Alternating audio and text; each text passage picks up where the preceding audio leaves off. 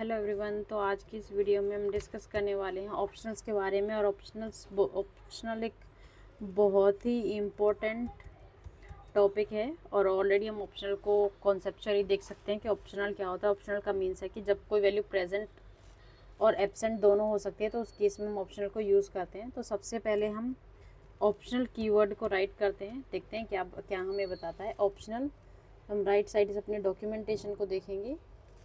तो optional is a type that represent either A wrapped value और absence value. ये rap होती है, या इसमें वैल्यू भी हो सकती है और ये नील भी हो सकती है। तो ऑप्शनल क्या है, एक इनम का केस है।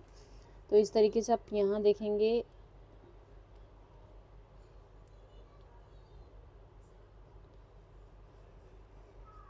ऑप्शनल एक इनमडेशन है जिसके अंदर हमने रैप किया है वैल्यूज़ को। तो हम एक अपना सबसे पहले हम एक अपना ऑप्शनल क्रिएट करने की कोशिश करते हैं।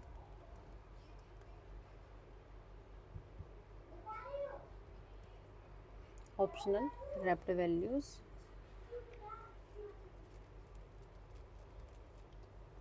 इसमें एक केस हम ऐड करते हैं सम। सम के अंदर हमारे पास रैप्ड वैल्यूज़ होंगी।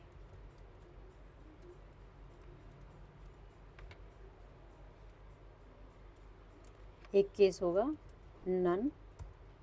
तो इस तरीके से हमारे डेवलपर अकाउंट में लिखी हुई हैं। तो सबसे पहले हम क्रिएट करते हैं variable optional name of type string. और हम क्रिएट कैसे करेंगे, ऑप्शनल कीवर्ड हम लिखेंगे, देन हम रैप्ड के अंदर उसका टाइप प्रोवाइड करेंगे। तो ये हमने एक ऑप्शनल पैरामीटर को क्रिएट कर दिया है। अब यहाँ पे अगर आप देखोगे तो जो डिफ़ॉल्ट वैल्यू आएगी वो आएगी नील।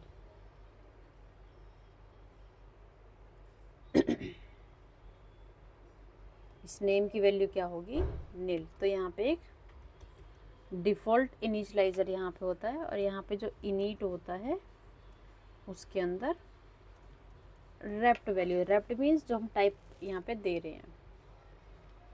तो यहाँ पे हम प्रिंट करेंगे अगर नेम को, तो ये नेम क्या होगा हमारा नेम। ये कह रहा है कि आप जब तक उसको वैल्यू प्रोवाइड नहीं कर सकते तो उसको यूज़ नहीं कर सकते हैं।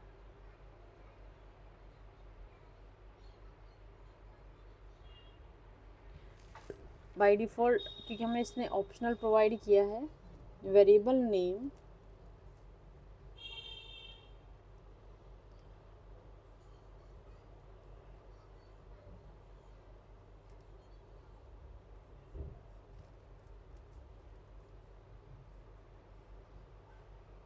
इनिशियलाइज हमने नहीं किया है। तो अब हम इसे इनिशियलाइज कैसे करेंगे,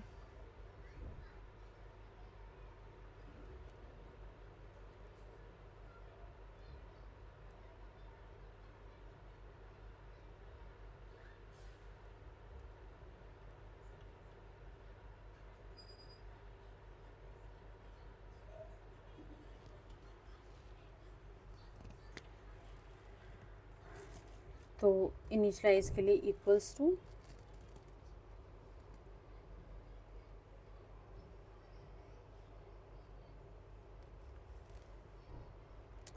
और ऑप्शनल डॉट नन का केस हम यूज़ कर लेंगे। तो हमने इसको वैल्यू दे दी नील और इसने एरर क्या दिया, process has been left at point it was interrupted use reduction. तो इसमें unexpectedly found nil while unwrapping an optional value.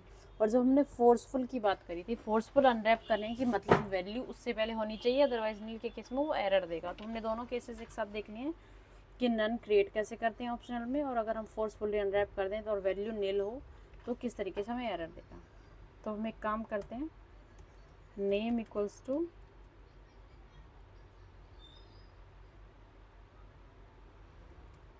School. तो इसने फोर्सफुली अनरैप कर दिया। और अगर मैं इसे अनरैप नहीं करती और इसमें प्रिंट कराती हूँ तो ये क्या देगा, ऑप्शनल स्कूल। ये ऑप्शनल है, ठीक है। तो इसलिए ये मैंने यूज़ किया। इसको फोर्सफुली अनरैप कब करते हैं, फोर्स अनरैपिंग कब होती है? Value should be present. जब हम फोर्सफुल अनरैपिंग कर रहे हैं तो वहाँ पे वैल्यू प्रेजेंट होनी चाहिए। उसके बाद हम ऑप्शनल क्रिएट कैसे करते हैं वो हमने देख लिया। क्रिएट ऑप्शनल वेरिएबल टाइप्स, क्योंकि ये टाइप ऑफ डाटा है ऑप्शनल। अब एक दूसरा तरीका होता है ऑप्शनल को क्रिएट करने का, वेर फादर लास्ट नेम, ये हम डाल देते हैं फर्स्ट नेम, ये हम डाल देते हैं फर्स्ट नेम, ये हम डाल देते हैं फर्स्ट नेम, ये हम लास्ट नेम, और ये हमने क्रिएट किया है ऑप्शनल स्ट्रिंग, और यहाँ पे हमने ऑप्शनल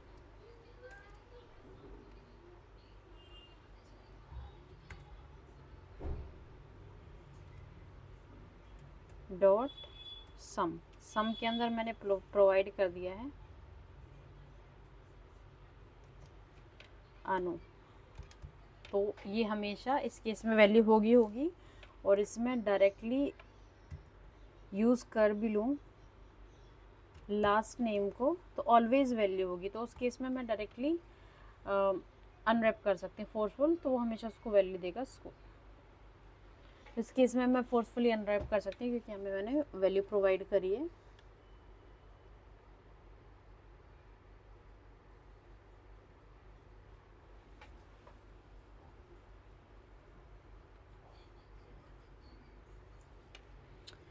देन उसके बाद जो दूसरा वे आता है कि हमें कांस्टेंट डिक्लेयर करते हैं मिडिल नेम, और हम एक एज ले लेते हैं।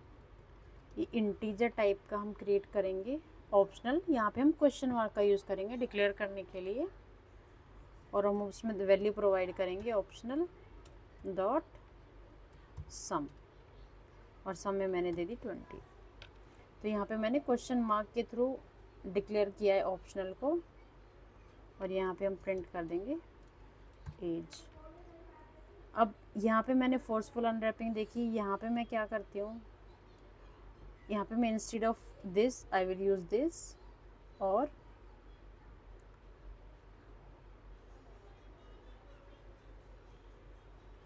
ऑप्शनल 20, क्योंकि यहाँ पे मैंने ऑप्शनल प्रोवाइड कर दिया है। इंस्टेड ऑफ दिस अगर मैं क्या करूँ 20 यूज़ करूँ, क्योंकि ये मैंने किया है, इसको बोलते हैं इम्प्लिसिट अनरैपिंग, कि मुझे पहले ही पता है मैं वैल्यू होगी ही होगी,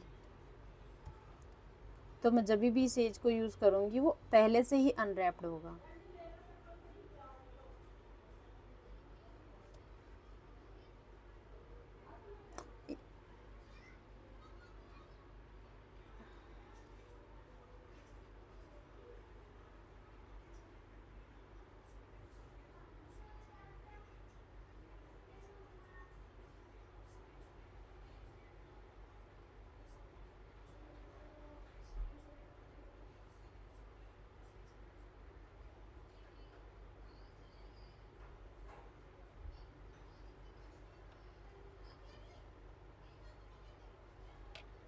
तो यहाँ पे मैं यूज़ करती हूँ इंटीजर। ये इंटीजर ऑलरेडी ऑप्शनल होता है, तो मैं एक नया पैरामीटर क्रिएट करती हूँ यहाँ पे, let new age equals to age, और इसको यहाँ पे मैंने अनरैप कर दिया है न्यू एज। तो अब जो मैंने इसमें अनरैपिंग की ऑलरेडी अनरैप्ड है पहले से ही।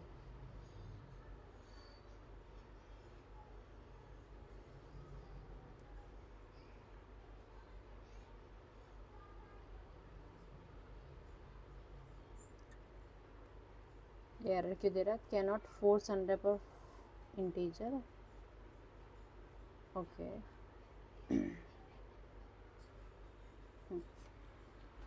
और अगर ये ऑप्शनल मैंने क्रिएट किया तो ये ऑप्शनल है, यहाँ पे मैंने अब इसे अनरैप कर दिया है फोर्सफुली, और जब हम पहले ही जब डिक्लेयर कर रहे हैं वेरिएबल को, तो उस वेरिएबल के अंदर जो टाइप है उसे हम क्या कर रहे हैं, उसे हम, या फिर मैं ये कहूँ string colon int equals to 20। तो यहाँ मैंने पहले ही न्यू एज को, बिकॉज ये ऑलरेडी ऑप्शनल है, आई डोंट थिंक कि इशू क्यों क्रिएट हो रहा है, coercion implicit integer to any does, okay. तो ये बिकॉज ये कह रहा है कि ऑलरेडी इंटीजर जो होता है वो ऑप्शनल ही होता है, और अगर मैं ये रिमूव करूँ उस केस में, पहले से ही ऑप्शनल है, तो अब उसको अनरैप करना होगा।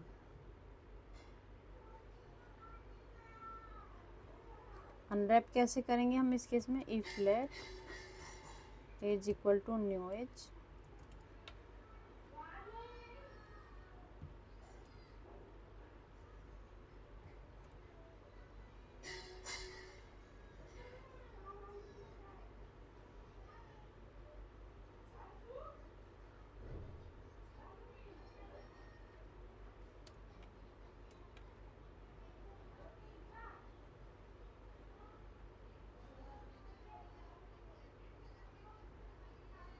एक बार ये केस हम फिर से देखते हैं, let age equals to, sorry हमने एक नया पैरामीटर क्रिएट किया है, new age equals to as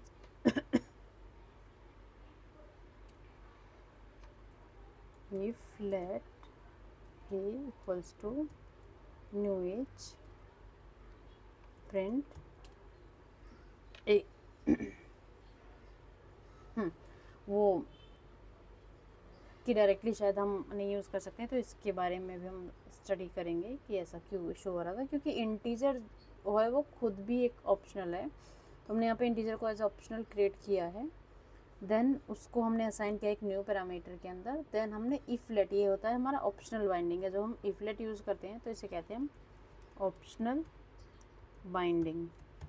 unwrap कर रहे हैं हम ए को, और अगर हम अनरैप नहीं करेंगे, हम डायरेक्टली यूज़ करते हैं यहाँ पर एज को और या फिर न्यू एज को, तो age a wrapped value print करेगा, यानी कि एक रैपर के अंदर, ऑप्शनल एक रैपर के अंदर प्रिंट करेगा।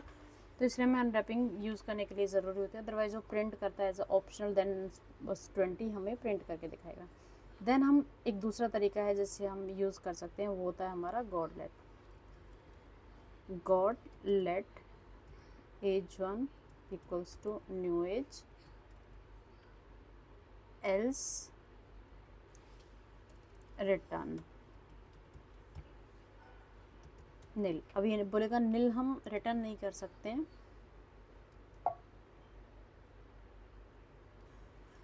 इनवैलिड आउटसॉर्टेड फंक्शन, जब फंक्शन में हमने नहीं लिखा है तो हम रिटर्न नहीं कर सकते हैं। यहाँ पे हम क्या कर सकते हैं, हम प्रिंट कर सकते हैं नील।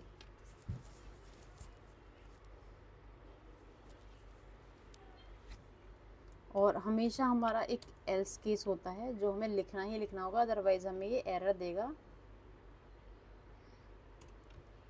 अगर हम एल्स नहीं लिख रहे हैं तो हमें गॉड स्टेटमेंट की एक एरर देती है कि आपने एल्स नहीं लिखा है। तो इस तरीके से हम यहाँ पे इसे ही कहते हैं, जो एरर आ रही है ना कि हमने एल्स नहीं लिखा और हमें एरर दिया, तो इसे कहते हैं हम टाइप सेफ्टी, कि जब भी हम कोई चीज़ नहीं प्रोवाइड करते हैं तो स्विफ्ट का कंपाइलर हमें एरर देता है, थ्रो फैटल एरर। तो हम कोई एरर यहाँ से थ्रो करा देंगे, और इसके बाद ये एज 1 को हम एक्सेस कर सकते हैं। हमने पढ़ा था कि जो स्विफ्ट का पैरामीटर होता है उसके इस ब्लॉक के बाहर वो एग्जिस्ट करता है अगर उसमें वैल्यू होती है, तो अगर वैल्यू है तो इसमें कहाँ पे जाएगा, एज। और न्यू एज में अगर मैं बोल दूँ नील, तो नील में ये प्रिंट करेगा इसको।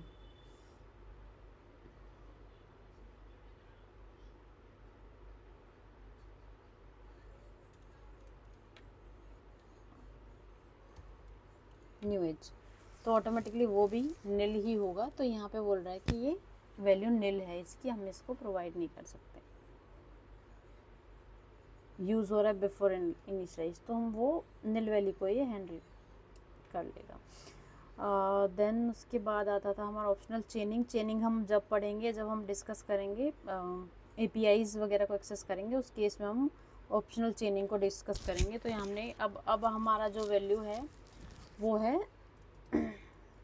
नील कोलाइजिंग ऑपरेटर। नील कोलाइजिंग ऑपरेटर क्या आता है कि हम कोई भी डिफ़ॉल्ट वैल्यू प्रोवाइड करते हैं। तो यहाँ पे मैंने जब एज की वैल्यू कुछ नहीं थी, तो मैंने वहाँ पे डिफ़ॉल्ट वैल्यू प्रोवाइड कर दी कि एज को हम यूज़ कर रहे हैं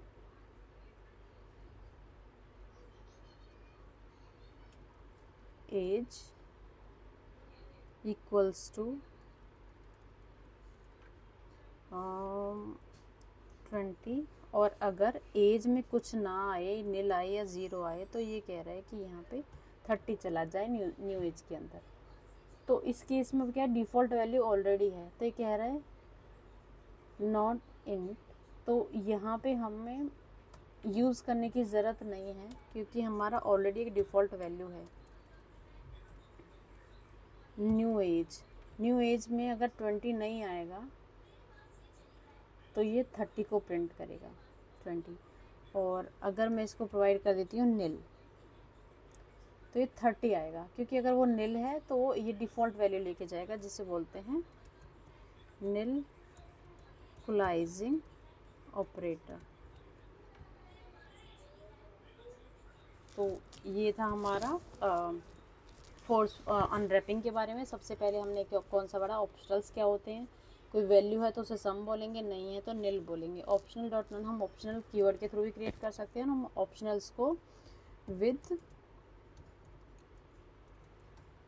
क्वेश्चन मार्क भी यूज़ कर सकते हैं। क्वेश्चन मार्क का मतलब होता है हमारी बेसिक जो वैल्यू है वो नील है। अगर हम यहाँ पे प्रिंट करना चाहेंगे नेम को तो वो नील को प्रिंट करेगा, नील वैल्यू को प्रिंट करेगा। तो हमने सबसे पहले डिक्लेयर कैसे करते हैं ऑप्शनल ये देखा। उसके बाद इम्प्लिसिट फोर्सफुल अनरैपिंग देखी कैसे करते हैं। देन इम्प्लिसिट अनरैपिंग देखी कि हम इम्प्लिसिट अनरैप कैसे कर सकते हैं। ये हो गया हमारा इम्प्लिसिट अनरैपिंग, कि तुरंत बाद जब वैल्यू को हम यूज़ करें तो वो एग्जिस्ट करना चाहिए। इसका मतलब होता है वैल्यू होनी चाहिए यूज़ करने से पहले।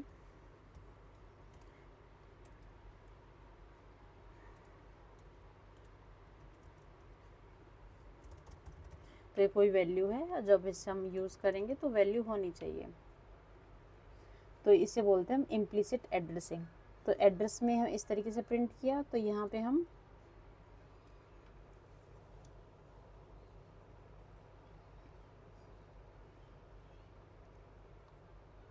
एड्रेस को यूज़ कर रहे हैं।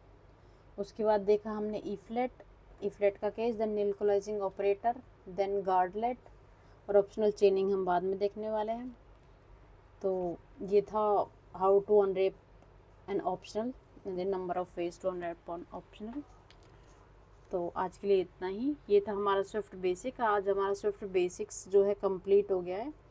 इसके बाद जो हम नेक्स्ट चैप्टर पढ़ने वाले हैं, तो नेक्स्ट चैप्टर हमारा होगा ऑपरेटर्स इन स्ट्रिंग। तो हम ऑपरेटर्स को पढ़ने वाले हैं।